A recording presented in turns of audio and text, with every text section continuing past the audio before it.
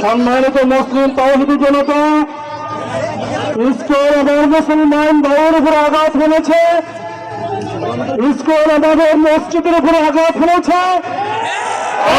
সমাবেশ থেকে সরকারের কাছে দাবি জানাতে চাই, ইসকনকে অবিলম্বে আমাদের দেশ থেকে নিষিদ্ধ করা হয় এবং ইসকনদেরকে গ্রেফতার করে তাদেরকে দৃষ্টান্তমূলক শাস্তি প্রদান করা হয়। करबला की बात इस्लाम जिंदा होता है, प्रत्येक करबलार पर इस्लाम जीवित है। যুদ্ধে মুসলমানদের রক্ত বৃথা যায় নাই, উহুদের যুদ্ধে মুসলমানদের রক্ত বৃথা যায় নাই।